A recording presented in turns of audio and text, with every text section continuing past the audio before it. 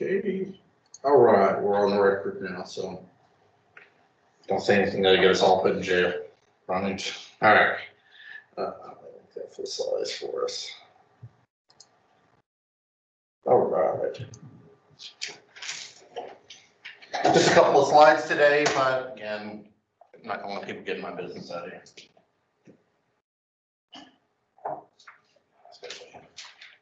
Yeah, he looks concerned about what's going on. Oh, yeah. Yeah. He's a little connected to the provost too, so it's always a good idea to keep him out of the loop. All right. Story of my life. All right. Today, not a ton of slides, but kind of a ton of material. If you look in your book here, right, our glorious book, of course, with the stereotypical Asian building on the front, right? Because we can't expect people to actually have this, have real buildings or know what they're talking about, as publishers companies. If you go through it, you'll realize that this Republican part, right? The Republican era, right? It's going to go on. It's going to go on and on and on and on. Because we're basically going to go from the beginning of some of the Japanese imperialism, that sort of stuff, and where it has a lot of control to it, all the way to where the communists are going to take power, right? All the way to a bunch of the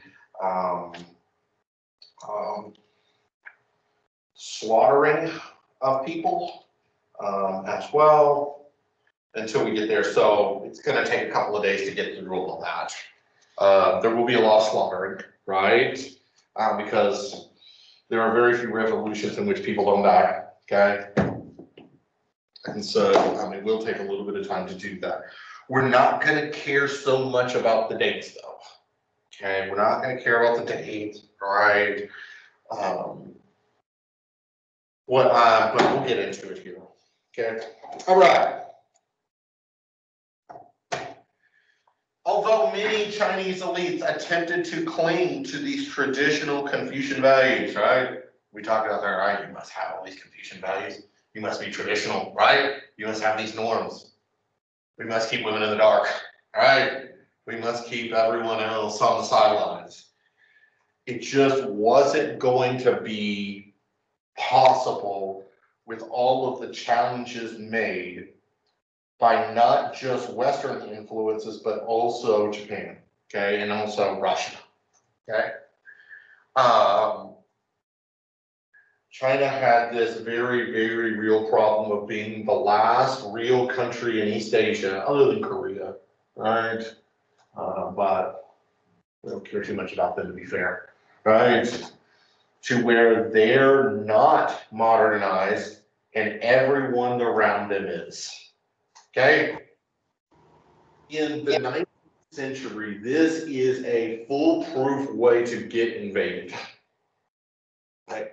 You're not developed, you're not modernized, but everyone around you is, and there is this sort of ongoing pursuit for goods, services, raw materials, okay?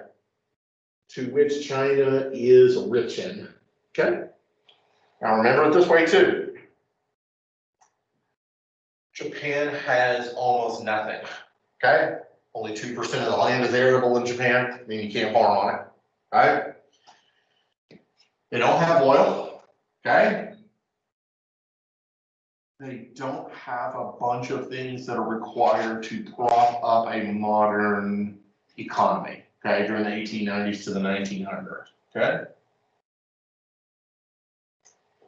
So the first thing Japan says, hey, China's got some of that stuff over there, right? And they can't stop us, right? They are not modernized enough to stop us. Did they go to the UN to figure it out? No, the UN doesn't exist, right? None of these international organizations exist, okay? Even if they did, they probably wouldn't do much about it, okay? All right. Your text maligns those obtaining the Western knowledge, but specifically military knowledge. And how, it's just funny to read it, right? He's really sad, right? That the poets and the artists aren't taken as seriously as the people with military and Western knowledge in China during that time, right? It's just kind of funny. He's, as you read more and more, you realize that the author's very interested in that part of it, right? He's interested in Chinese pottery, right?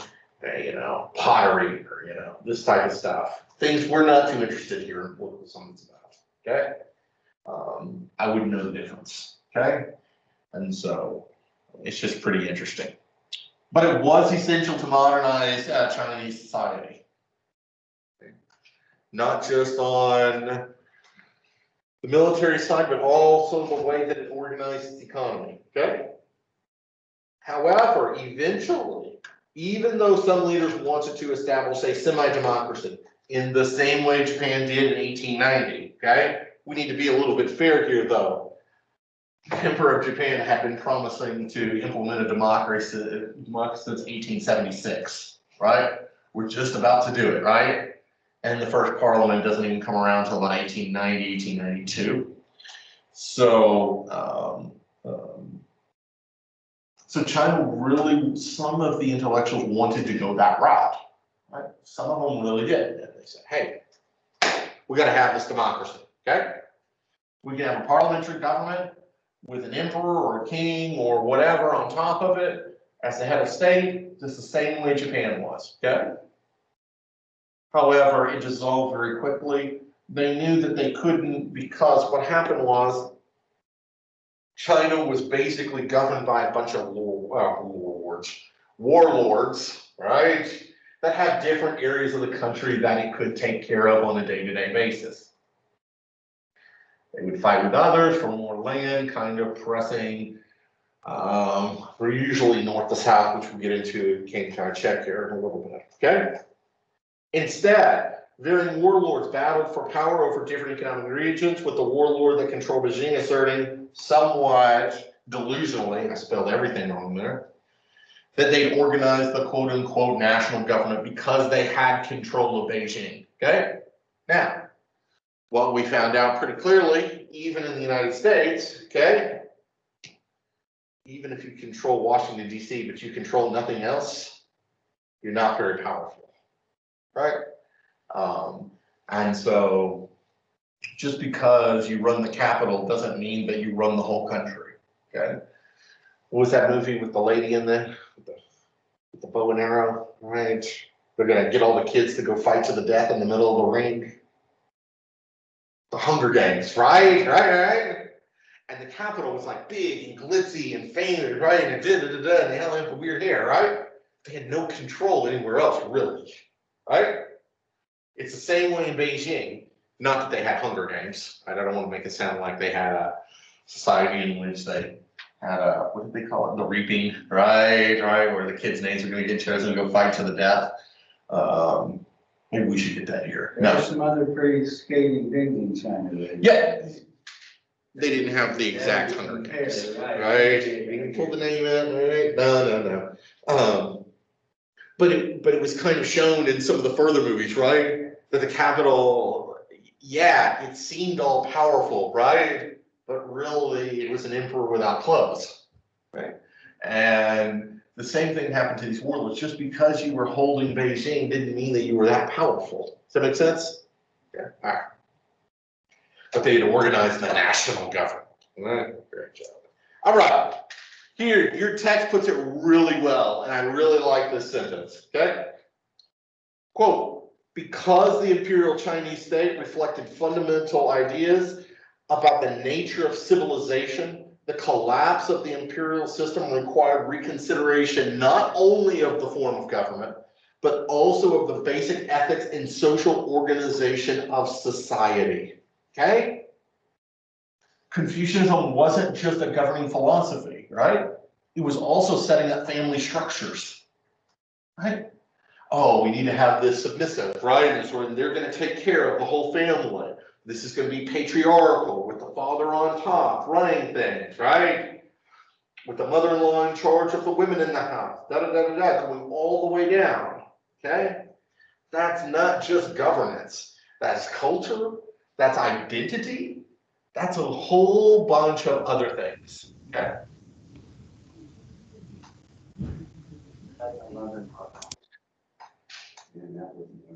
Me too. My mother-in-law doesn't speak English, so that would be really bad, right?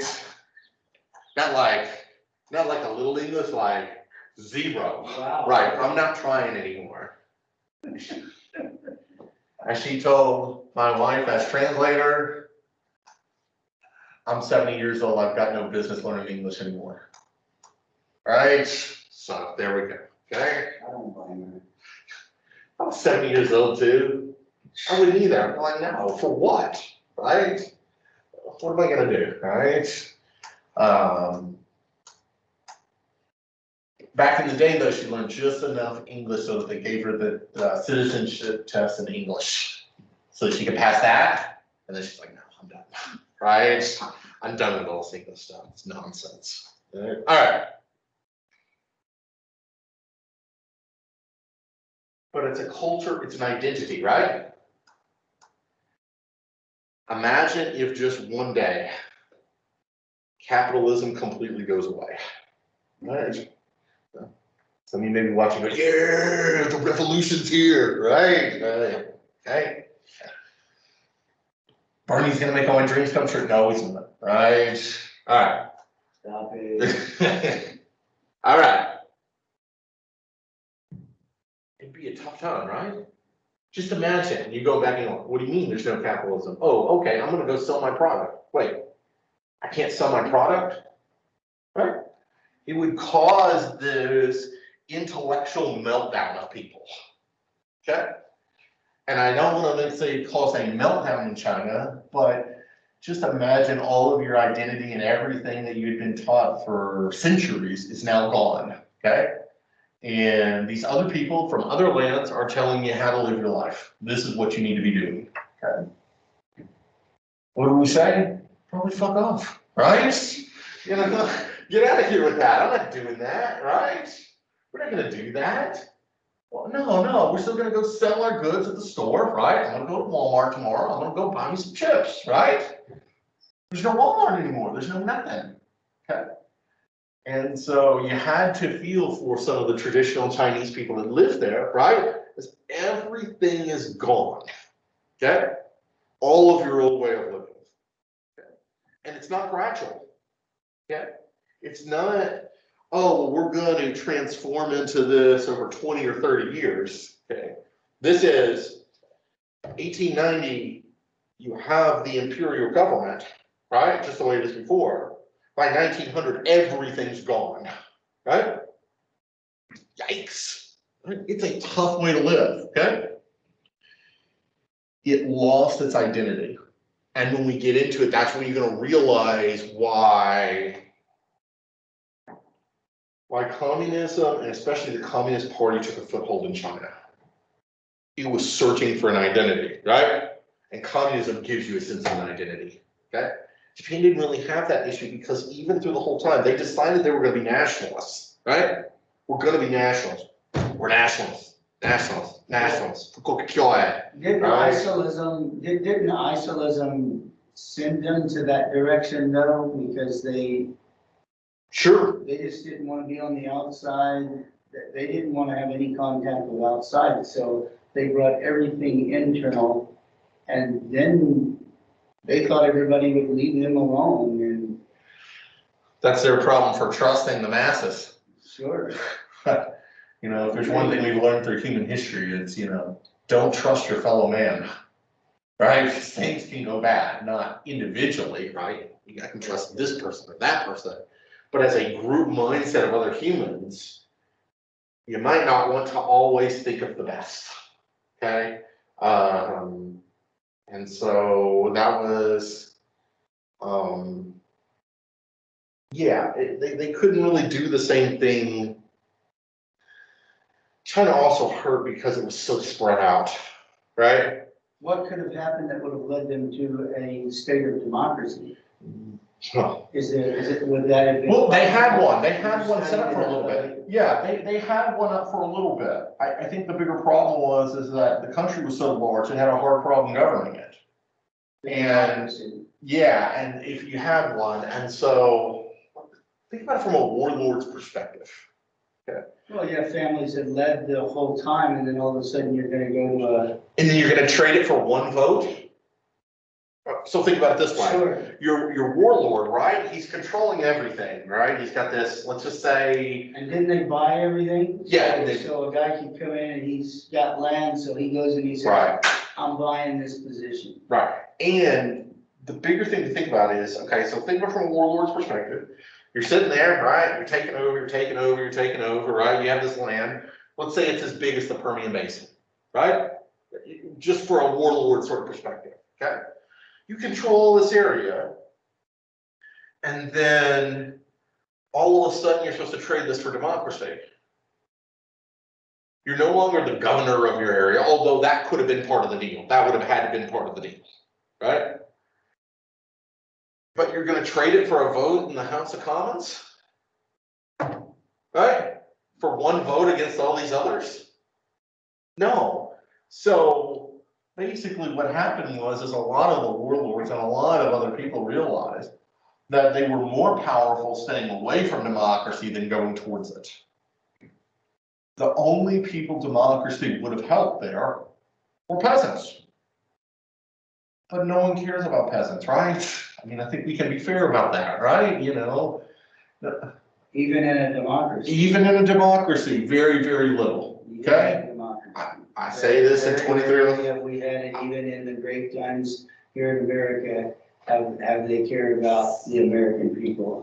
I could totally agree with that. I mean, I just put it to you this way. What is your odds of meeting the President of the United States in your lifetime? Small, right? Zero? Almost zero, right? You United States Senator? Still small, okay? Still small, more, right? Because sometimes they would come out here or whatever. Your House member, better, right? Probably, what percentage of the population of the States met their House member one-on-one? 8%? It's something low, right? It's not nobody, but it's I still, don't know, but I can't imagine it's not. yeah.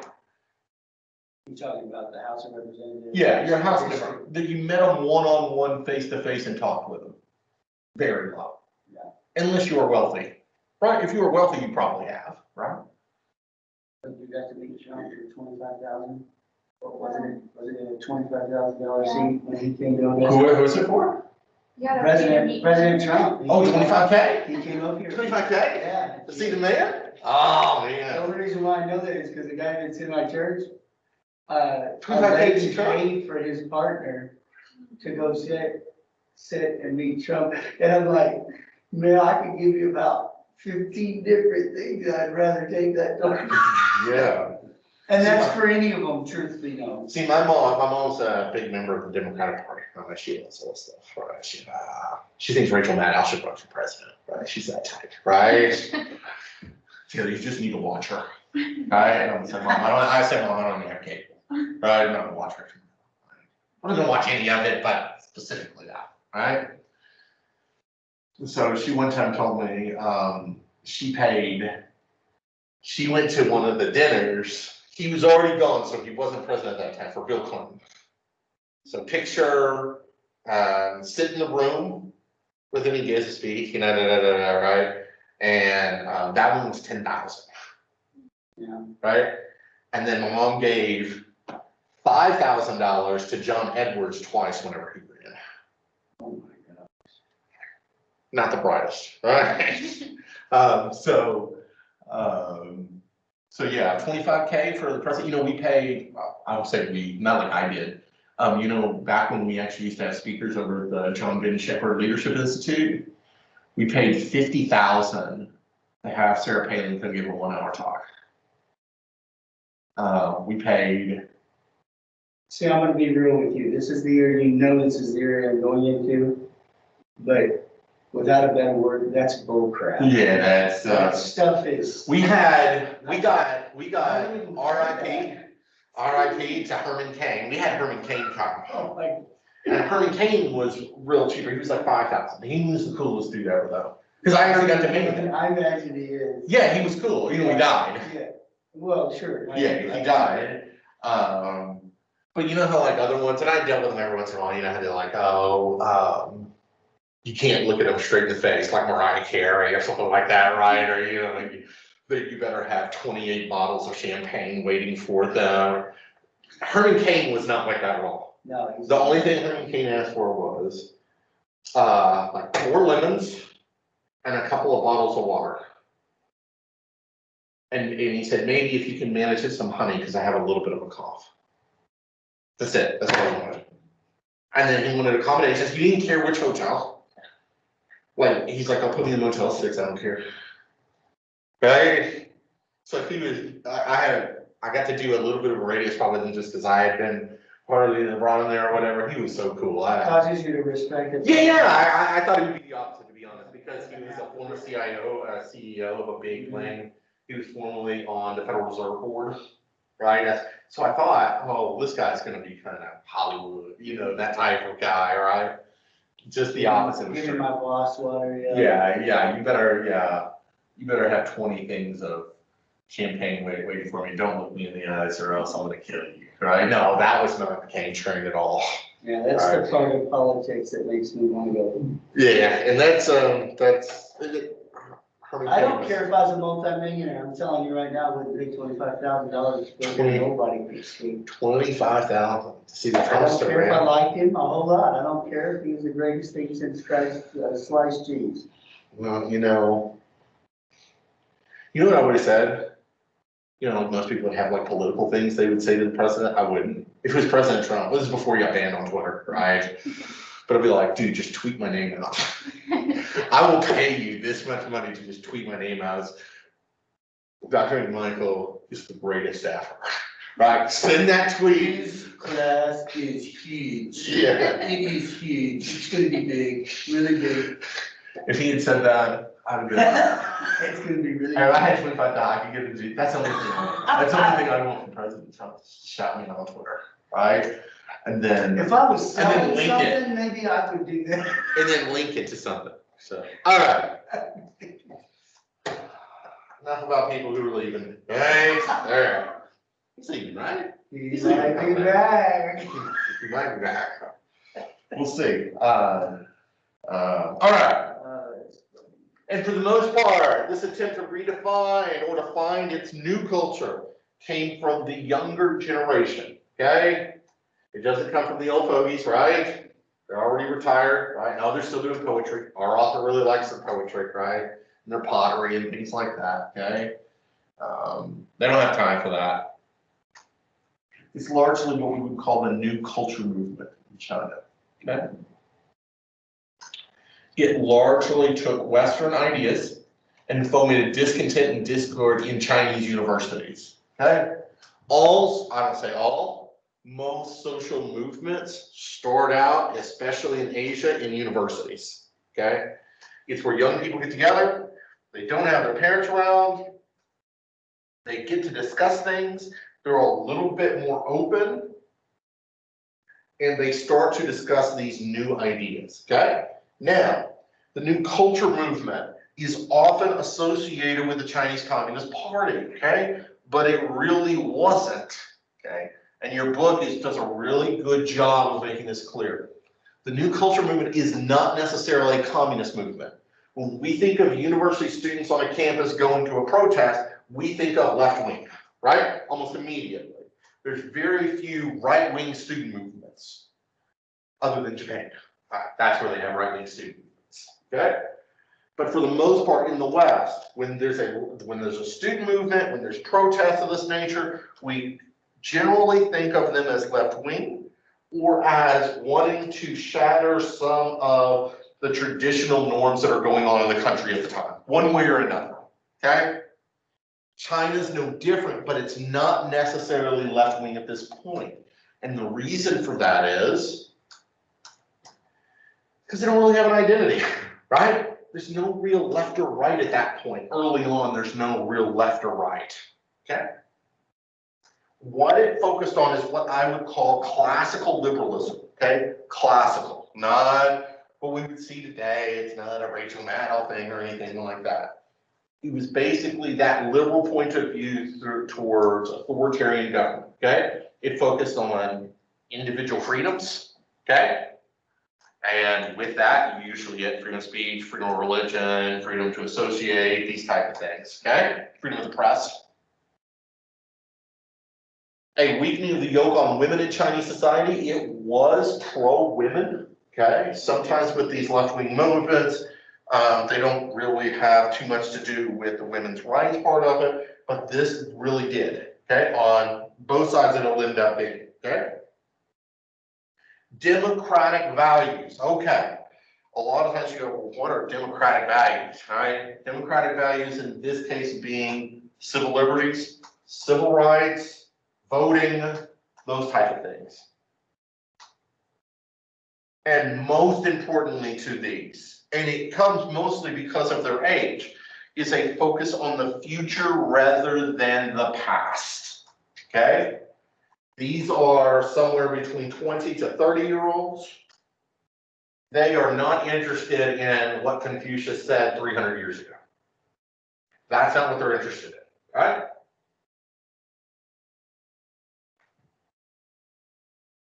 Some of you may take Dr. Perry's political theory course, right? You get to learn about old stuff, right? We don't care about that, right? That's why we only have one course in it, right? It's just to give you some background on those things and how they influence things. No one goes, you know what? We need to bring John Locke back and get our government reset up the way he called for it. Very few people do that. Okay? You don't go, man, Thomas Jefferson had it right. We need to get a new constitution every 20 years. Okay? Yeah. That's not what happens. These students were looking towards the future and they didn't really want to have to read these older texts. Let me phrase that. I don't want to say they didn't have to read. That makes them sound like just lazy college students. They didn't want to have to recite it and make it a part of their life on an everyday basis. If I understand correctly, though, the Confucianism was more at that point. It became an ideology, and you were considered pretty smart if you. Oh, of course, that's where all the educated people were. So they knew enough to.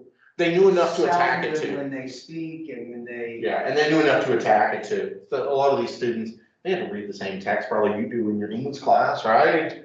You know, you gotta read a whole bunch of the same things over and over. I'm sure you have to read something from Plato or Aristotle and write something about it in English 1301, right? I hope not, because God, that sucks. But this class is, oh, Jesus, right? You know, it's like, come on, we can't have an academic discipline in book club. You better get English passed down to get to yours. Yeah, well, I guess that's true. I guess, all right.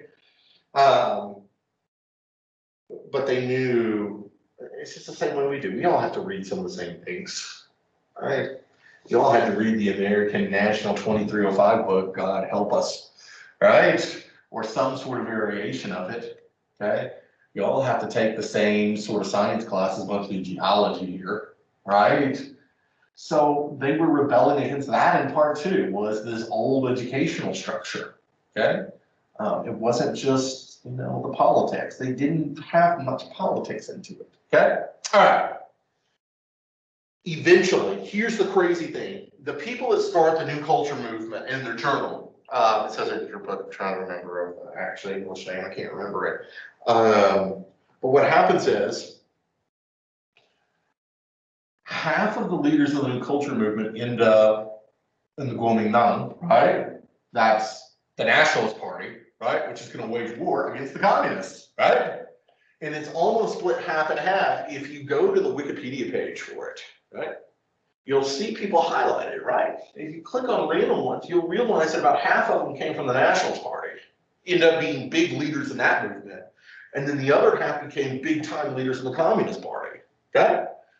And so that's why whenever I try to say it wasn't overtly political, or that hadn't really started yet. Yes, ma'am, did you have a question? Oh, okay. that's why, right? They weren't really people that had set ideology yet. They just knew that they didn't like the old stuff, right? They had to get something new. They had to find their new identity, and we're going to rebel about it. Okay? Not too dissimilar from the Vietnam movement, right? That's a common thing in the Vietnam era, right? Which my mom was part of, right? Well, hey, it's all these establishment people, right? They're killing us, right? They're going to send us all to war, all right? All right. It's not much different, okay?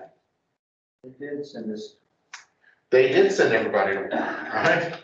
I did 2 tours, right? It's not a pleasant place. I want to be clear, I'm appreciative for everything they did because they did what they were told, but we could have done something else. I don't think that's, we could have done something else with 58,000 people instead of sending them to Vietnam. I think that's pretty of the most blandest controversial statements ever. What's that? Oh, that we could have done something else other than send them to Vietnam. Right. That's how I Oh, I guess know. my point with that statement is it's stupid, but it's how our politicians thought. My, Well, you know what, let's just send 56,000 troops over there. yeah, my dad to get out of a 3rd tour went to law school. No, I'm being serious. I get it. He had no interest, right? He's like, I'm not going for a 3rd tour, I'd rather go to law school. So, so there you go, right? You know, and that happened all over the place, okay? And then. Eventually, it does become a political protest movement, but not in the way that you think, okay? It doesn't have that left-right yet, okay? It's not there yet, okay? What they're really mad is about the Treaty of Versailles being signed in 1919, okay? Those of you that don't know, that's what ended World War I. I think Dr. Frawley teaches our World War I class, where you will learn everything there was ever to know about World War I. And you will read books so big, you didn't even think they made books that big, all right? Makes the Bible look like a Dr. Seuss book, right? All right, we don't want to read all that. All right. Mostly what they were is they were fiercely anti-Japanese, okay? Let's go ahead and talk about this since it's the ugly elephant in the room, okay? Racism in East Asia is rampant, okay? If you ever want to get on someone from East Asia's bad side, call them by one of the other countries as they're being from, right? They're Japanese, just say, oh, what's it like being from China, right? Just wait. You're going to get yelled at, right? And the same thing for all 3 of them, Korea, China, Japan, okay? Racism is a huge deal there. It still is. It's massive. I get my feet done about every month and a half. And I'm gonna tell you, when I go to a place, and let's see what it is, but dude, somebody called her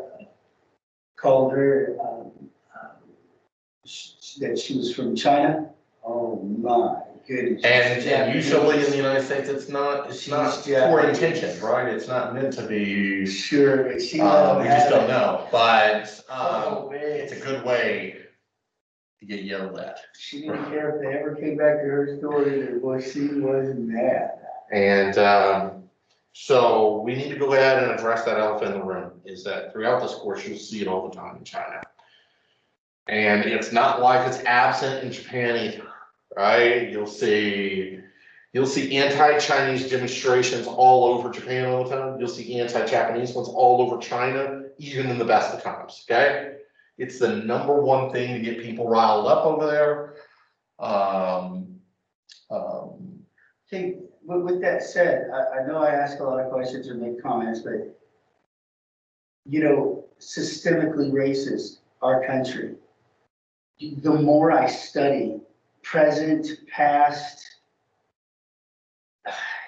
we are not systemically racist. If someone would only even know, man, I've dropped off into the Philippines, I've been to foreign, man, we are far from systemically racist compared, I mean, and And I'll say that as we go through the course, you'll see it more and more. World War II will intensify this racism. Sure. And you'll see a lot of things both ways, but especially Japan, just because it was, occupying most of China for the entire time. You'll see that the lives of Chinese people, the Japanese soldiers were nothing. They weren't important. Nothing. I mean, nothing. I mean, You didn't even, I think. you didn't even get a name, did you, in the Japanese No. army? You were numbered. No, and You when we get to it, we'll go through some of the atrocities, some of the units, and especially the stuff in Manchuria. And you'll see it, but it's just to put it out there that, yeah, look, being anti-Japanese for the sake of you don't like Japanese people is perfectly acceptable in China.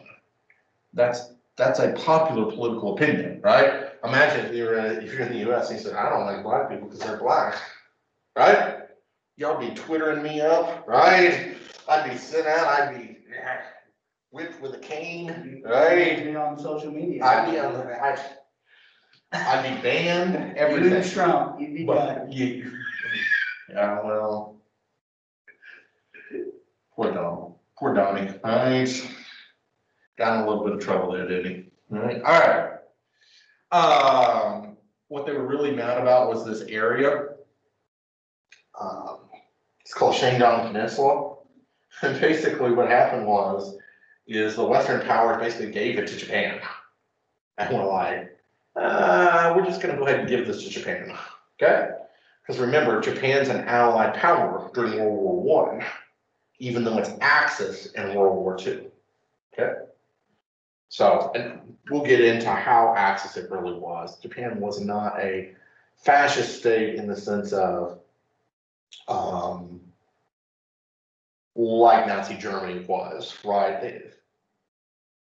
Germany had a very, very concerted plan of the Third Reich to exterminate the Jewish population of the world, okay?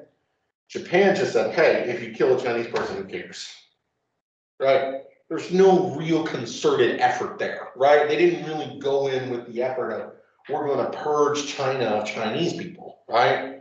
And so they're not really in that same category as Nazi Germany and sort of the ideology, right? They just don't think they're worth anything, okay? And that's not much better, is it, right? But that's the way that they're moving, okay? And it wasn't color either, by the way. I mean, Nazi Germany, how many Jews did he kill that were as white as he was? Yeah, so it wasn't really a white or black issue. Yeah, and cultural and more cultural, and as we'll see there, Japanese troops that they did have some camps, but mostly they were legitimate work camps. Legitimate, it's hard to say a legitimate work camp, right? It's one of those jumbo shrimp, right? It's not a real thing, right? But they weren't camps set up to make sure that you died there. They were legitimately doing things there that could be construed as work on that. So that is what it is. All right. But most importantly, we start to get the one important cleavage that defines all societies currently. The ownership cleavage, okay? Society is divided. If you pick me a country, I guarantee you it has this cleavage. Those who own the means of production and those that own the means of labor, right?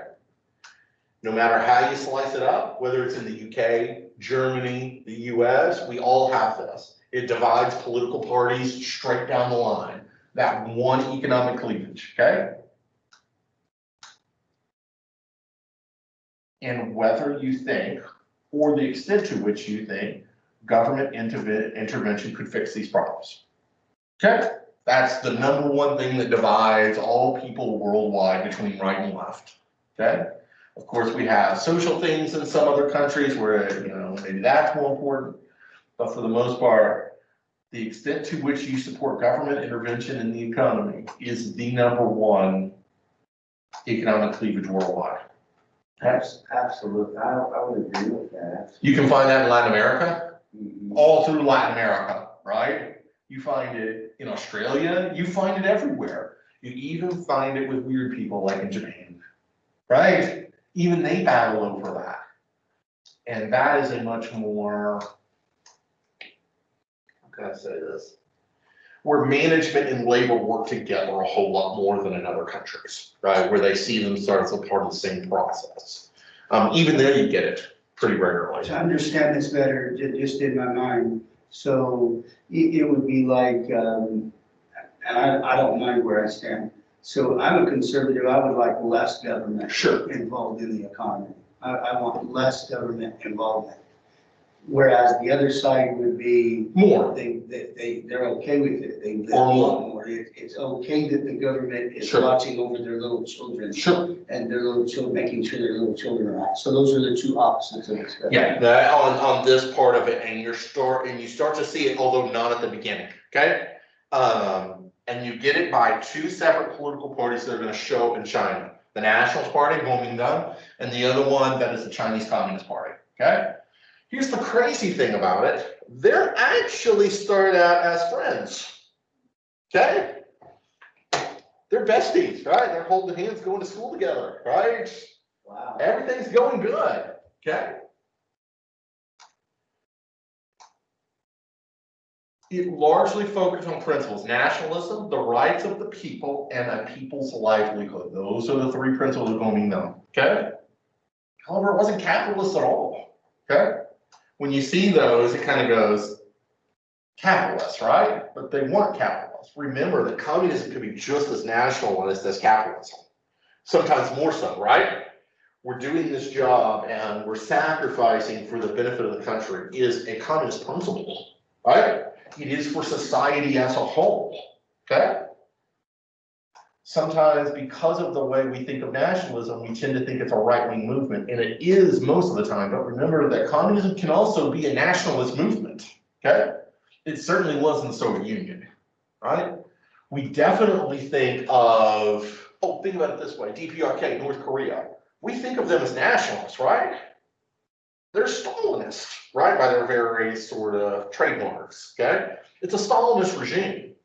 And so sometimes I think we get a little bit caught up in that, right? Is that nationalism is a right-wing movement, communism is a left-wing movement, but communism can also be nationalist, okay?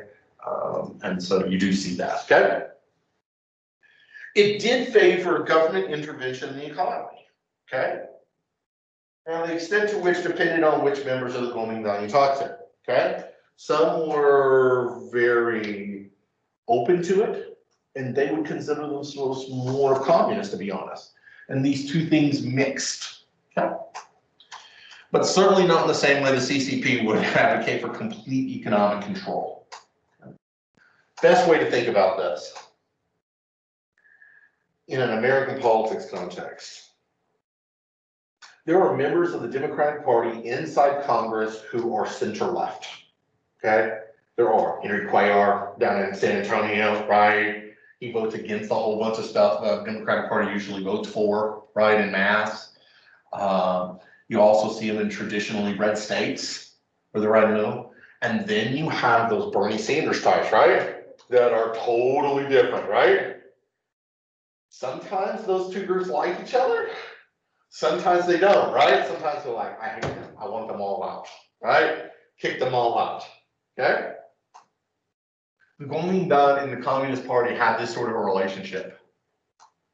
They kind of agreed on things, right? From just a very basic general ideological point of view, they did agree on those things.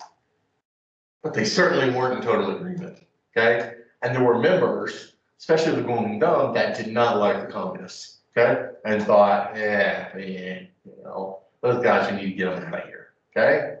All right.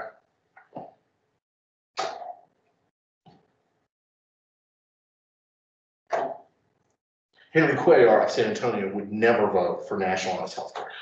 Never. He would never vote for it. Right? There's a bunch of red state Democrats. They would never vote for it. Okay? The Bernie Sanders types would in a second, right? And that's a big difference, right? It's a huge difference in what they actually believe. It's a massive difference. And so while we're saying that Kuomintang and the Communist Party were kind of together, they were kind of together in that way, right? He would definitely vote for more protections for, let's say, cost control on prescription drugs, right? Or something that's small and middling, but he certainly wouldn't vote for that. And They probably would throw words across the bow too, just like they did. Like, man, a devout Republican is gonna say, man, that's socialism. Yeah. And then we would get. And then other people might be okay with it. And then other people Yeah. might, and then your Mitt Romneys of the world might be, come on, guys, let's just all get along, right? And just vote for whatever, right? And so, Yes, that's true. and so, both sides have that, I suspect, but a little bit more obvious there just because that social democratic party wing of the Democratic Party in Congress is so loud. They're loud, right? Not in a bad way, it's just, they know what to say to get on TV immediately. Sure. And then they shout what they believe on TV, not shout necessarily, not literally yelling, but they're very clear. And it's on both sides too, like, Sure. the AOC gets mad at Pelosi and she. Sure. But And they then- still hang out, right? And then they come back together and they're like, yeah, I had to say that. And just, A congresswoman from San Francisco is not going to be that much ideologically different than AOC. what's They that? they differ on strategy. Oh, They differ on strategy about how to go about it, right? Much more than anything else. So. I guess I was just making the point that AOC, she just mouths off so she can get on TV. I mean, you know, they want that, Maybe, and but both sides have them. The Republicans have them on their end too. I mean, that's true. they have the mouth offs that just want the TV time. I mean, Everybody wants their 15 minutes, huh? that's right, that's right. Everyone The wants more it. extreme you get a little time. Yeah, and I wonder why people are polarized. Right? Because people get on TV. You know, those are the people that get on TV, you know? Cut the election period down to 2 weeks before the election. No one's allowed to legally campaign until 2 weeks before an election. A lot of this stuff. All right. That'd be a chaotic. Oh, it'd be chaotic at the Supreme Court. You're seeing as money as speech and a whole bunch of other things, right? Not saying that legally it's possible, I'm just saying Gosh, that that would really. be interesting. I'd love to watch that. Yeah, because in Japan, that's what they do. Is that what happens? Yeah, so they call an election and then you're only allowed to campaign for 2 weeks prior. That's awesome. And so those 2 weeks are just nuts, right? And, well, last time I was in Japan, I was there during election season and, I think it was the 2012 elections. And in every subway station, there'd be a guy, because in Japan, everyone congregates in the subway stations, like in the morning for work. You reach more people by going to the subway station than you would by showing TV advertising, right? Because everyone's going to work in the morning, right? So all the candidates, they have like little soapboxes, like, I don't know what you call them, little risers, like 1 or 2 step risers, kind of like a step stool. And they have a megaphone, and you show their name, right? And this is what I believe, and all this other stuff, right? In 2 weeks, all day, every day, right? And so, I just think that would be funny out here in West Texas. Where would they go? The churches, probably. They'd have to be outside the churches. That's where everybody congregates in West Texas, or Walmart. I think I would be afraid if I was a Republican in New York or California. You Your little box would get carried. Yeah, well, you just sit up there and you just go, hey, my name is so-and-so, my name is so-and-so. Where did he go? Where did he go? All right. Eventually, Kuomintang would make alliances with both Chinese communists and multiple agents from the Soviet Union in the 1920s. Uh-oh, right? If you've ever watched the show Peaky Blinders, right? Peaky Blinders, we won't say half of the words in there because they're all NC-17, half that show is, right? But there's a very famous season, right, where they have sort of these Russian agents that come to give money, kind of give expertise and stuff about how to start a revolution, okay? Same thing happened in China. This was not different for the Soviet Union. They did this all over the place. China wasn't special, okay? We don't want you to get the impression that, That's kind of cool. Okay. But eventually the new leader, the old leader's son is gonna die. He's gonna try to take a trip to Beijing. He's gonna die halfway through, kind of like Oregon Trail style. Right, you know, whenever the old game, right? And you take the game and then you die halfway through trying to get through. All right. Chiang Kai-shek would double cross the communists as he led his armies across China. When I say double cross, I don't mean like, hey, you guys take a hike. I mean, he literally executed them, all of them, right? All those people that had been supporting him who were communists before and in his armies got massacred, okay? And so when I write the word double cross, it makes it seem like, oh, he just turned his back on his friend or something. No, he didn't just turn his back on him and then he put a sword through him, right? And so it was one of those very interesting things. Okay. Chiang Kai-shek, does anyone remember him from, I remember him from 5th grade when I had to study World War II, right? I talk about Chiang Kai-shek, right? This nationalist leader who's going to stick it up. He's doing the right thing, all this other stuff, right? Chiang Kai-shek is a little bit of a, I'll say in the Western sense, he's a little bit more idealized than he is in the East, okay? He had these weird constellation of loyalties. He was not anti-Japanese. He was not an anti-Japanese racist, which put him in the minority throughout China at that point, okay? He actually lived in Japan for years, okay? He had worked in Honolulu, right? He'd been all over the place trying to build up a network of support inside China. It's weird, right? Especially for that time period. Not too different from Ayatollah Khomeini in Iran, right? People go, oh, well, the Ayatollah in Iran, of course he's been there his whole life. Wrong. He spent almost all his life in Iraq, right? Trying to build up a base of support till he could take over, which he did in '79, right? Chiang Kai-shek was trying a similar operation to what Ayatollah Khomeini did, okay? Trying to build up that support from outside the country to support them. Then when things get bad enough, they come in on their horse, right, and take over, okay? That's what he was trying to do. Eventually, he goes back to China and he wants to have this northern expedition, okay? What's funny about the northern expedition is it goes southward, right? By northern, we mean it starts in the north and he's going to go south, okay? And try to take everything, okay? You go, ah, nice, right? But he was staunchly anti-imperialist, okay? He didn't hate Japanese people, but he did dislike Japanese imperialism, taking all China's stuff, okay? He didn't like Western imperialism, but at the same time, he wasn't a communist. He wasn't in favor of big, wholesale, radical social reform, okay? And so, as you can expect, even before he slaughters them all, this makes him and the Chinese party's arrangement tenuous at best. And you gotta think the Soviets too, right? The Soviets have to know, that's my intelligence side speaking. You would think the Soviet intelligence, even in the 1920s, would know that he's not very communist, okay? They have to know that, unless they're not doing their jobs over at the Kremlin at that point, which I doubt, okay? And so they had to know too. And so it's just kind of strange why everyone's supporting him this whole time when he's not that dedicated to the cause, okay? Does that make sense? All right, we're gonna stop there for today. Like I said, this is going to take a while to get through because we're going to end at it with Mao taking over, right? And then we start the big part of this course, right?